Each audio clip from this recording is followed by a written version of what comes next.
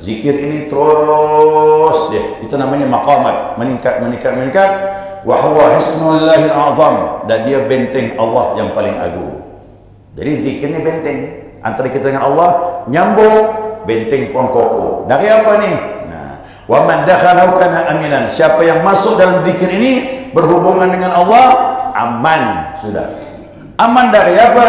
Dua, minal afat zahirah, kebinasaan yang zahir maupun batin. Zahir apa?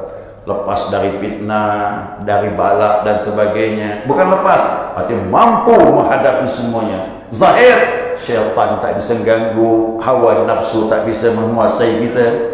Kuda begini Bapak Ibu, inilah orang yang sukses.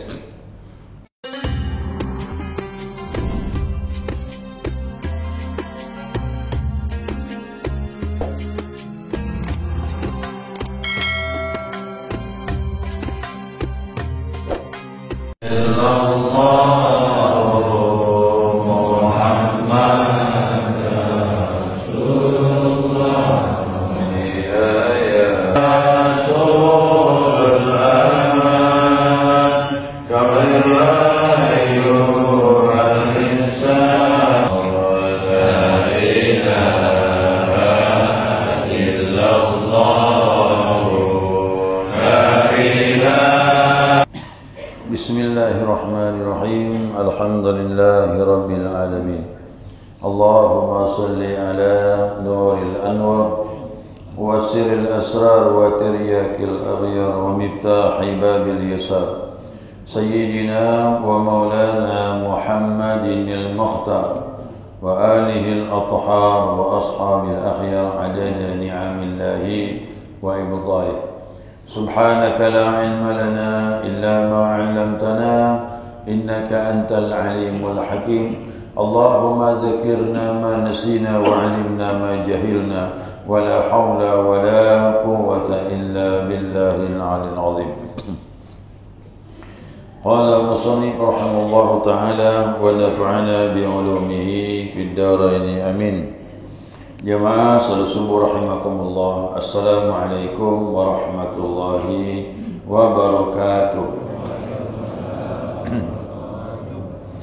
Alhamdulillah, senantiasa kita mengaturkan pujian dan syukur kita kepada Allah.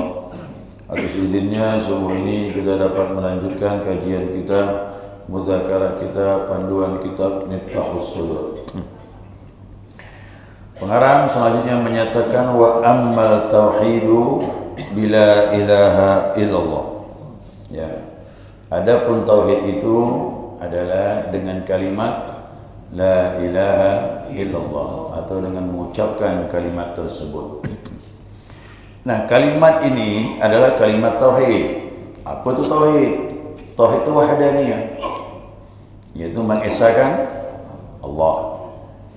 Apa saja yang diesahkan, tidak ada yang menyekutui bagi Allah, baik pada perbuatannya, pada nama-namanya, pada sifat-sifatnya, dan juga pada zat. Nah, jadi Allah itu terdiri dari 4 keadaan ini. Dia esa pada perbuatan, esa pada namanya, esa pada sifat-sifatnya, dan esa pada zat. Orang yang berzikir itu akan sampai kepada keadaan seperti ini. Dalam pandangan mereka, tidak ada perbuatan di alam ini kecuali kembali pada perbuatan Allah. Tidak bergerak sesuatu di alam ini pada hakikatnya adalah perbuatan Allah. Demikian juga nama-nama yang muncul di alam ini hakikatnya kembali kepada nama Allah.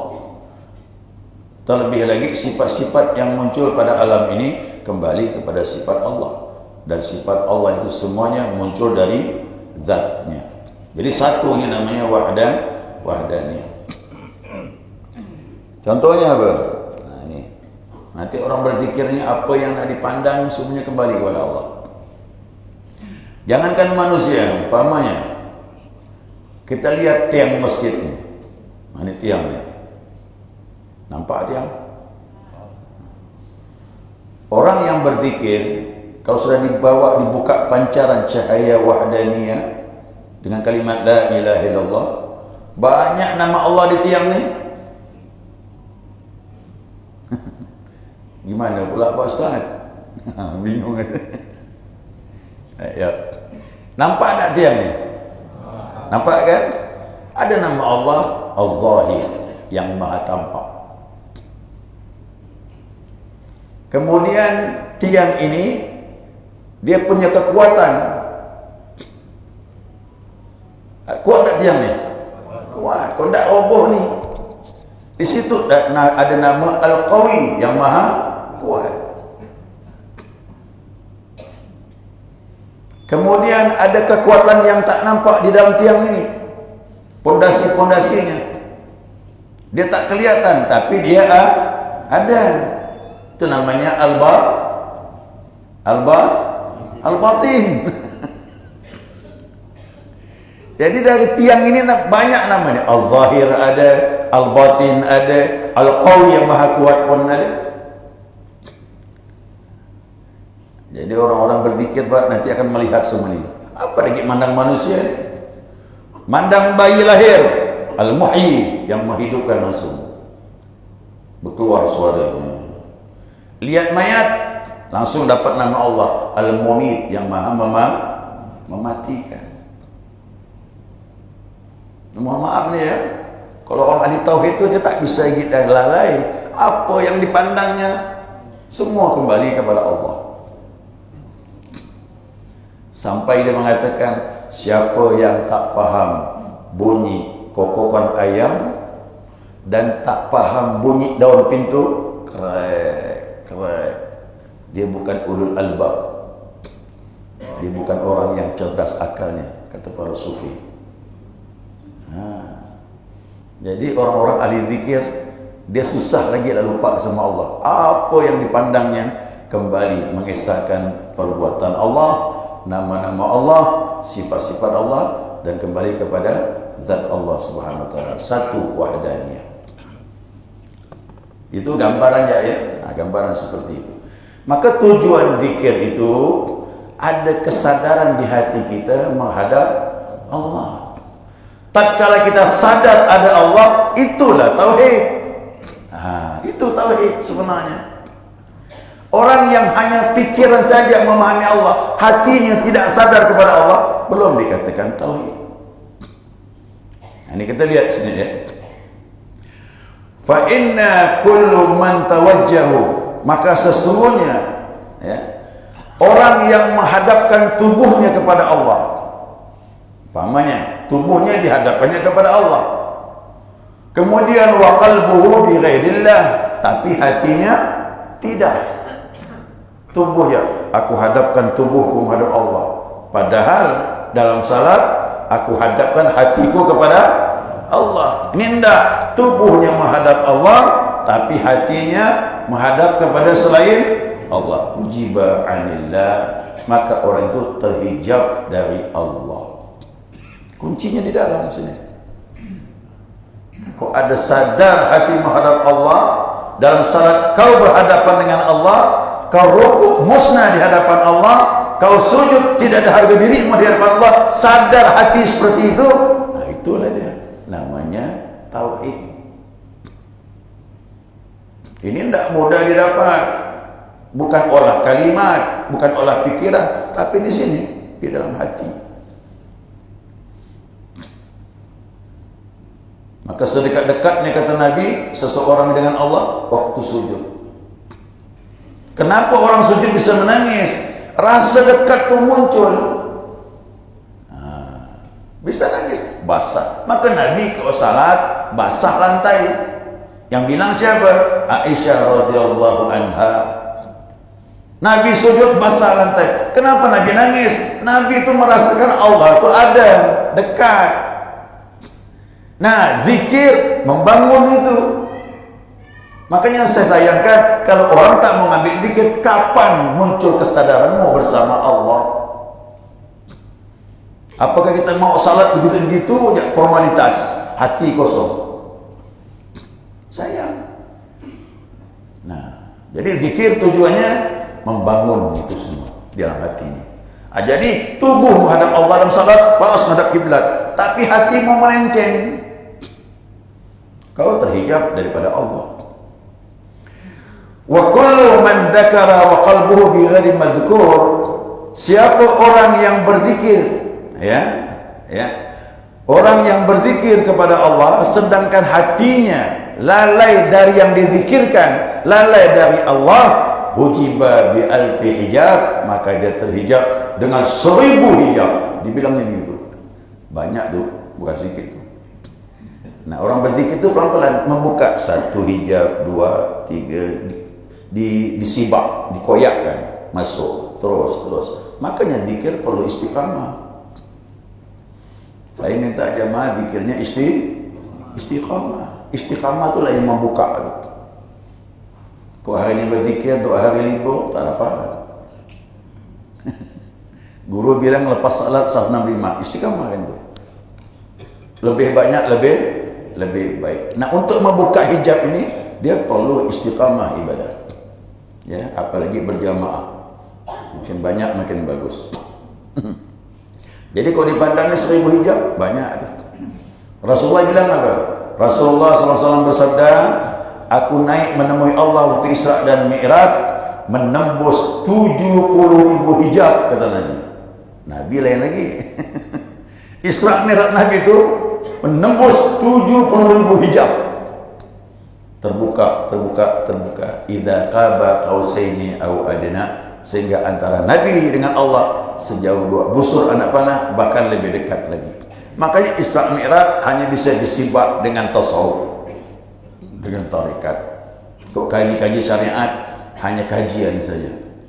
Tapi begitu dalam perjalanan berzikir baru paham, oh Isra Mi'raj rupanya ini perjalanan rohani, menyibak hijab yang menutup antara kita dengan Allah Subhanahu wa taala. Ya, nah jadi tarekat itu membangun kesadaran itu. Li'anna dzikra amalun jamil ahwalil qulub. Dikenakan zikir adalah amal yang menghubungkan atau yang menghimpun keadaan hati. Jadi zikir ini menghibur keadaan hati. Apalagi wal asrar, rahasia dalam hati, ya, al-qurbi minal maqamat, dari kedekatan dengan Allah. Ada makam-makamnya. Apa tu makam? Orang tahu makam ni kuburan. Dalam ilmu tasawuf, makam tu bukan kuburan. Makam tu keadaan hati kita. Pertama kali orang bertarekat ini makamnya makam taubat, kembali kepada Allah, minta ampun kepada Allah, ngaku salah kepada Allah. Itu hati makam awalnya. Nanti meningkat, terus istiqamah berzikir, istiqamah terus dengan ibadah sunnah, naik makamnya. Apa tu? Al-yaqin. Yang tadi ragu jadi yakin.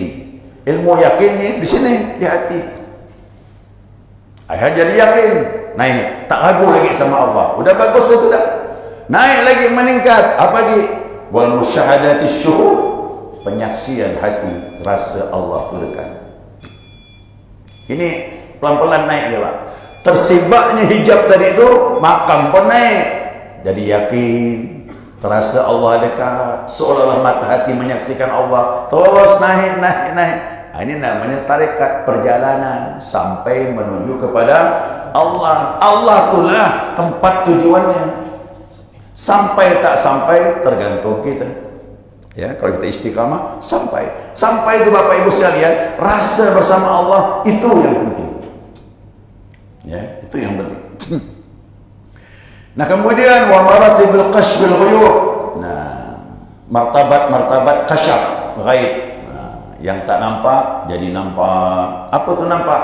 Kebesaran Allah di hati, itu yang penting. Bukan nampak neng orang diazab, nampak penyakit orang lain, dia lihat karena aib orang lain, itu berbahaya. Tapi yang penting dinampakkan hati itu kebesaran Allah Subhanahu wa taala. Jadi zikir ini terus deh. Itu namanya maqamat, meningkat. Wa huwa hisnullahil azam, dan dia benteng Allah yang paling agung. Jadi zikir ni benteng antara kita dengan Allah, nyambung, benteng pun kokoh. Dari apa ni? Nah, wa man dakhalahu kana aminan. Siapa yang masuk dalam zikir ini berhubungan dengan Allah, aman sudah. Aman dari apa? 2, minal afat zahirah, kebinasaan yang zahir maupun batin. Zahir apa? lepas dari fitnah, dari balak dan sebagainya. Bukan lepas, artinya mampu menghadapi semuanya. Zahir, syaitan tak bisa ganggu, hawa nafsu tak bisa menguasai kita. Kuda begini Bapak Ibu, inilah orang yang sukses. Zahir dia mampu menghadapinya, batin syaitan hawa nafsu tak bisa lagi menguasainya. Kalau begini, inilah jadi hamba Allah. Baru nanti salatnya enak. Allahu Akbar, baru terasa di hati bahwa kita menghadap Allah Subhanahu wa taala. Ya, mudah-mudahan Allah Subhanahu wa taala beri kita istiqamah. Jadi ini ilmu ini luar biasa untuk memperbaiki ibadah. Ya, memperbaiki iman, memperbaiki ibadah kepada Allah Subhanahu wa taala. Baik jemaah, itu saja saya sampaikan sedikit mudah-mudahan dapat dipahami. Ya, untuk selanjutnya kita mudzakarah. Silakan. Juga terkait dengan perbedaan antara asal dan kalori dan terkait dengan firman Allah bahwasanya salat itu mencegah dari perbuatan keji dan munkar. Terima kasih. Assalamualaikum warahmatullahi wabarakatuh. Salat itu mencegah perbuatan keji dan munkar. Itu buah. Ya, buah dari salat. Nah, kalau orang dapat ini berarti berhasil ibadah dia. Keji mungkar dia tak mau. Apa tu keji? Perbuatannya tak betul. Mungkar tak apa? Melanggar hukum Allah. Ya. Jadi kalau ada orang salat, maaf masih berbuatnya hal keliru dan sebagainya. Nah, itu maaf salat ni tak salah, cuma buahnya belum dapat. Ya, dalam tasawuf itu dia sebenarnya bukan melepaskan kewajiban, tapi cari buah. Al-Quran itu tasawuf semuanya Bapak Ibu. Kita ni kalau tak benar tasawuf tak faham apa makna Al-Quran. Inna salata tanha 'anil fahsya' wal munkar. Ini diuraikan setiap Isra Mi'raj, apalagi khutbah Jumat. Tapi hanya sebatas ucapan dan uraian kajian. Tapi mengamalkannya belum tentu. Belum tentu. Mengamalkan bagaimana? Tergantung hati tadi dalam salat menghadap Allah atau enggak. Itu dia. Ya, kata Allah bilang apa? Wasta'inu bis-sabri was-salah. Innaha lakabiratun illa 'alal khashi'in. Kan gitu. Minta tolonglah kepada Allah dengan sabar dan salat. Allah bilang sesungguhnya salat itu berat. Maknanya apa nih? Selama salat masih terpaksa, itulah berat. Selama salat masih beban, itu berat. Illa 'alal khashi'in, kecuali yang khusyuk. Yang mana khusyuk? Yang hatinya tenang bersama Allah. Kok hati tak tenang sama Allah, mana bisa khusyuk? Ngomong-ngomong jalan. Mana khusyuk tu? Tenang dulu hati bersama Allah, baru dapat khusyuk. Macam mana menenangkan hati? Ala bidzikrillah tatma'innul qulub. Ketahuilah zikir itu menyebabkan hatimu tenang. Tenang baru ada khusyuk. Nanti tanya apa lagi? Pak Ustaz, saya zikir tapi hati belum tenang. Tengok dulu, udah istiqamah belum? Ngambil dari guru dah betul, tapi ngamalkan tak jadi, buahnya tak muncul. Berzikir juga rajin, tapi tak ngambil dari guru, belum tentu juga ada buahnya. Jadi zikir yang digurui itu yang membawa hasil, itu pun betul-betul ikut petunjuk guru dan mursyid. Ayo, apa nak dikaji masalah salat ni? Tak khusyuk Ustaz, tak selesai. Tenangkan dulu hati bersama Allah, baru ada khusyuk. Kalau tak tenang tak bisa Pak. Ya, ini akan kembali, pembahasan kembali kepada pola hati, keadaan hati. Ya, keadaan hati kalau sudah ada nyambung dengan Allah, bisa dia khusyuk. Ya, nanti masuk insya-Allah bulan Rajab. Kajiannya salat semua. Tapi kita tanya diri kita ni, salat ni masih beban tak? Kalau masih beban, buah belum dapat. Belum. Kenapa? Tapi kalau dah salat itu kita butuhkan, kita mencari salat, bahkan kita bisa senang waktu panggilan, waktu salat. Itu buahnya kita dapat dah. InsyaAllah ini orang yang baik. Ya, jadi orang yang baik gitu. Saya terus terang, kesimpulannya agama ini kepada satu je hadis Nabi SAW. Ya, kata Nabi bilang apa? Inni bu'istu liutamima makarimal akhlak. Sesungguhnya aku diutus untuk memperbaiki akhlak. Itu kunci. Tidak bisa jadi orang yang baik. Salat itu bisa mencegah dengan keji dan munkar. Zikir juga begitu, puasa Ramadan juga begitu, haji juga begitu. Semuanya membawa jadi orang yang baik kalau betul ibadah kita. Ya, makanya segala urusan tanya kepada ahlinya. Kalau bukan ahlinya tak bisa jawab. Masalah fikih tanya kepada ahlinya, masalah hukum. Masalah zikir tanya kepada ahli zikir. Masalah ikhlas, khusyuk, tenang, qanaah tanya kepada ahli tasawuf. Masalah Al-Quran tanya kepada ahli tafsir. Masalah tauhid tanya kepada ahli masing-masing dengan bidang itu. Tapi kalau ada ulama yang bisa dominan ilmu ini, sempurnalah dia. Tapi yang paling sempurna seluruh ilmu ini datang dari Nabi Muhammad SAW. Jadi semua ilmu ini Pak, Bapak Ibu, sumbernya dari Nabi. Ya, dari Nabi semua. Yang kita ni hanya alim bidang tauhid, dari Nabi juga. Dari fikih Nabi semuanya. Tasawuf Nabi. Zikir dari Nabi, semua dari Nabi.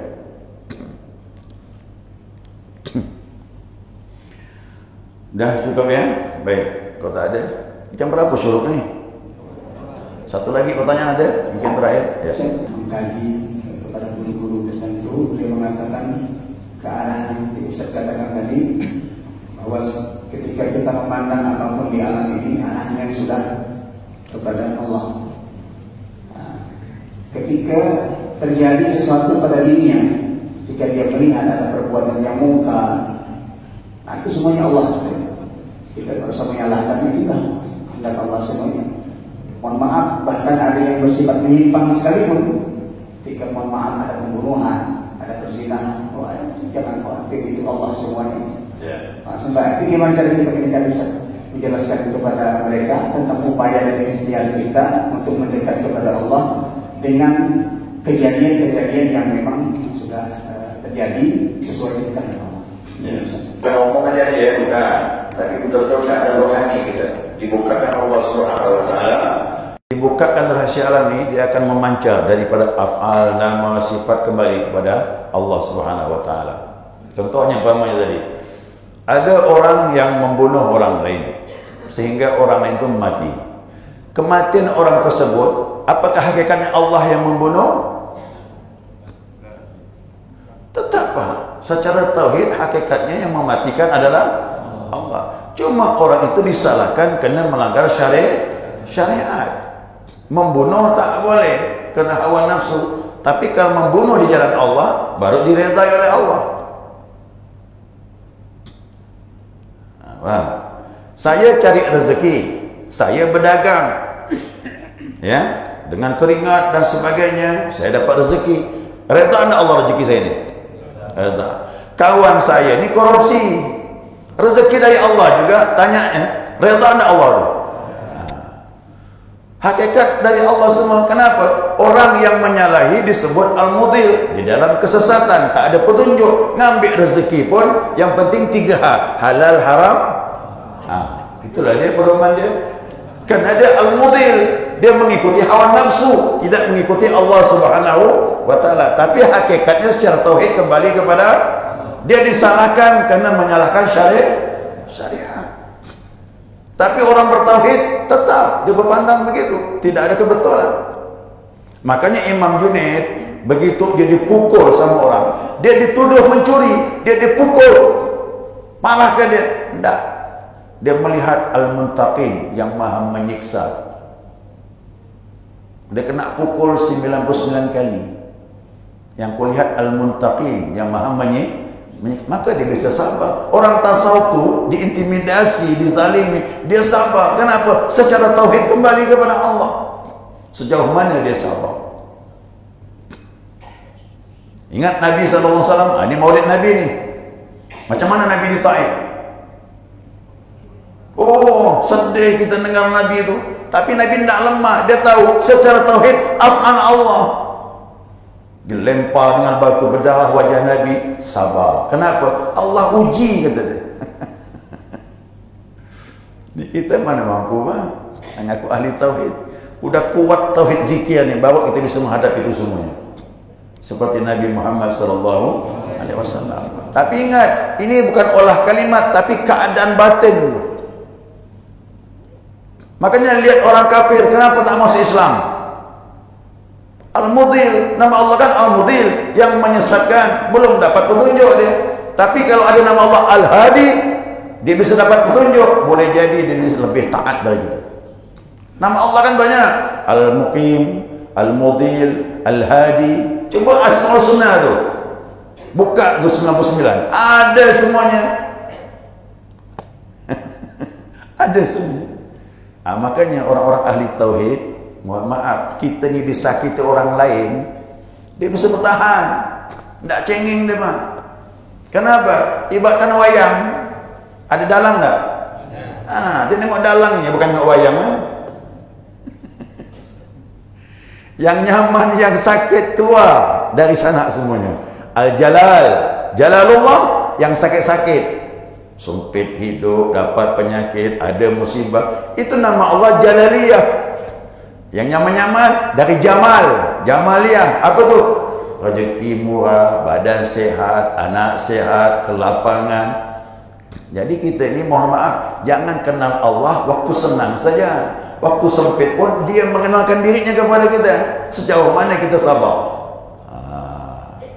Tapi ingat, secara syariat jangan bilangkan, maaf tadi membunuh itu dari Allah, tidak boleh. Salahkan, itu hawa nafsu kau, walaupun itu ditakdirkan oleh Allah. Yang dibenarkan membunuh di jalan Allah Subhanahu wa taala. Itu baru dapat redha Allah Subhanahu wa taala.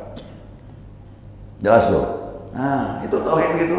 Nanti cuba ada waktu buka Asmaul Husna tu. Dari yang pertama sampai terakhir. Nengok orang kafir, Al-Mudil, tak dapat hidayah, masih dalam kesesatan. Nengok orang Islam, Al-Hadi, dapat hidayah, nama Allah Hadi. Ada orang kena pukul, Al-Muntaqim, yang maha menyiksa. Ada semua terlengkap. Ya, nengok orang meninggal, Al-Mumit, ada nama Allah situ. Nengok orang lahir, Al-Muhyi, ada nama Allah situ. Ada semua.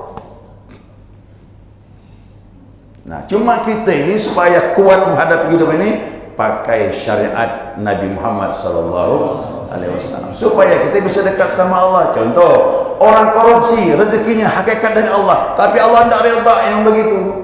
Tambah jauh kita dengan Allah. Makanya kemaksiatan tidak menjadikan kita dekat sama Allah, semakin jauh. Ketaatan belah. Tapi maaf, boleh jadi orang yang maksiat, dia diberi Allah hidayah pada waktu itu langsung berubah, nyesal, bisa. Ini hasilnya sulit kita pahami ini. Makanya tauhid itu memandang semuanya. Makanya saya orang maksiat, saya tak celah. Saya celah itu perbuatannya, orangnya enggak. Siapa tahu nanti dia berubah jadi orang yang lebih baik, bahkan lebih baik dari kita. Jadi tasawuf ini, ya, la ilaha illallah, mandang semuanya, baru bisa tauhid. Kalau kita mandang umpamanya seandainya secara hakikatnya hanya yang baik-baik saja, yang tak baik bukan daripada Allah, berarti kita beragama Majusi. Tahu Majusi? Majusi ada dua Tuhan. Tuhan yang buat kebaikan, Tuhan yang buat kejahatan. Kalau di muka bumi ini yang dominan kebaikan, berarti Tuhan yang pertama lebih kuat. Kalau di muka bumi ini banyak kejahatannya, berarti Tuhan yang kedua lebih kuat. Berarti ada dua Tuhan. Mau menyembah dua Tuhan? Tuhan kita satu. Takdir kan ada tadi itu. Qada dan ka. Jahat ada hikmahnya, baik ada hikmahnya. Pelajaran. Maka Tuhan kita satu. Yang baik, yang tak baik, dia ciptakan, ambil pelajaran. Cuma ingat, jangan jadi alasan, orang bunuh tu dari Allah, biarkan aja tu, mana pula boleh begitu. Umar bin Khattab menangkap orang minum khamar. Kata Umar, kenapa kau minum khamar? Takdir. Umar bilang, cambuk 80 kali. Terkejut dia. Ya ambil mukminin, orang minum khamar kan dicambuk 40 kali. Kenapa aku 80? pertama kau minum khamar, yang kedua kau bohong dengan takdir Allah. Takdir jadi alatnya. Nanti nak berzina, kenapa kau berzina? Takdir. Jadi takdir jadi alat untuk bermaksiat, itu pendusta namanya itu. Dicambuk sama mak 2 kali lipat. Ya, kalau orang minum khamar, hukum Islam dicambuk 40 kali. Kalau orang berzina dicambuk 100 kali. Itu pun yang lajang, yang masih bujang dengan masih gadis, berzina dicambuk 100 kali. Tapi kalau sudah ada istri sudah ada suami berzina, direjam sampai mati. Itu makanya kenapa dihukum? Kerana dia berbuat dengan ukuran Allah enggak, tapi berbuat dengan hawa nafsu dan syaitan, itulah jadi kena hukum gitu. Walaupun hakikatnya hawa nafsu dan syaitan Allah juga yang menciptakannya. Ya, nah jadi hati-hati. Jadi kemaksiatan menjauhkan kita dengan Allah, sekalipun Allah ciptakan. Ya, pahamkan itu. Jadi orang-orang yang ngomong tadi itu Allah, udah dia termasuk Jabariyah, bukan ahlu sunnah wal jamaah. Paham Jabariyah, semuanya disandarkan kepada Allah, tak ada beramal kita ni, na'udzubillah. Padahal illal ladzina amanu wa amilus, orang yang beriman dan beramal saleh. Amal saleh macam mana? Ikut syariat Nabi Muhammad SAW. Tapi orang-orang tauhid, dia akan memandang semuanya, dia bisa sabar menghadapi kehidupan ini walaupun yang datang hal-hal yang pahit sekalipun. Makanya inilah akhlak Nabi Muhammad SAW. Jadi Bapak Ibu nanti bisa tegar menghadapi hidup ini. Yang penting ada la ilaha illallah di sini. Kalau ada la ilaha illallah di hati, tegar kita dengan hidup ini, tak cengeng gitu. Tapi orang kau tak kuat tauhidnya, jangankan orang benci, satu orang saja tak negur, malam tak tidur dah. Kenapa dia tak negur aku ya? Apa salahku? Mulai bingung, baru satu orang, belum satu kampung. Jadi hidup ini begitulah dia. Siapa nak jadi rumput, siap diinjak. Mau diinjak? Tak apa-apalah, sabar je. Siapa mau jadi pohon yang tinggi, siap ditempa angin. Angin datang dari arah macam-macam. Dah Pak Ustaz, saya tak mau jadi rumput. Lalu pohon tak mau tak? Jadi apa ya kau? Hidup ni gitulah dia. Rendah kurang derajatnya, tinggi cobaannya kuat. Nah terserah. Oh ya Pak Ustaz, sedang-sedang saja. Kau ukur sendirilah. Nak sedang-sedang. Ukur sendirilah, kau sedang-sedang saja, tak apa-apa, tak masalah. Makanya agama ni tolak ukur kita sejauh mana kita ini menghadapi kehidupan ini. Hidup ini Bapak Ibu, mohon maaf, dia tu tempat memang untuk beramal. Amal tu bukan hanya salat, tapi menghadapi keadaan ini, kesempitan, kelapangan, penyakit, sehat, rezeki sempit, ujian banyak, waktu lapang. Itulah hidup namanya. Kalau nak aman, nanti di sana, di surga. Di surga baru aman. Tak ada amal lagi. Ya, jangan nak salat apa di surga dah. Nak bersedekah apa tak laku dia. Tak ada. Di sana tak laku sudah. Inilah dia.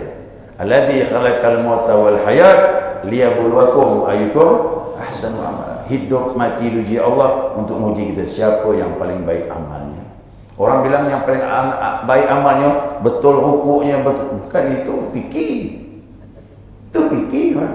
Yang baik amal itu menghadapi apapun kehidupan ini bersandar hanya kepada Allah. Istiqamah ibadah. Itu orang yang sukses. Hasan Al-Basri berkata, siapa yang tak mau diuji di dunia, jangan hidup. Itu saja dia bilang. Itu luar biasa, ultimatum tu.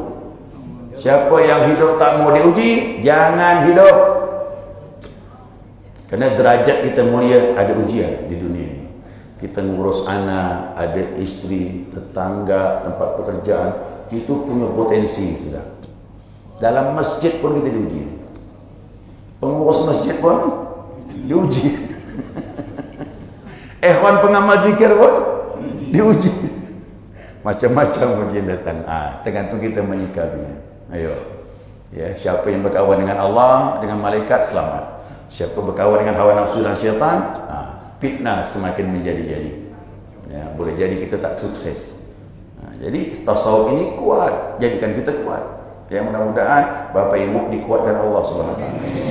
Apapun yang terjadi, jangan berpaling dari Allah Subhanahu wa taala. Baik, subhanakallahumma wa bihamdika asyhadu an la ilaha illa anta astaghfiruka wa atubu ilaik.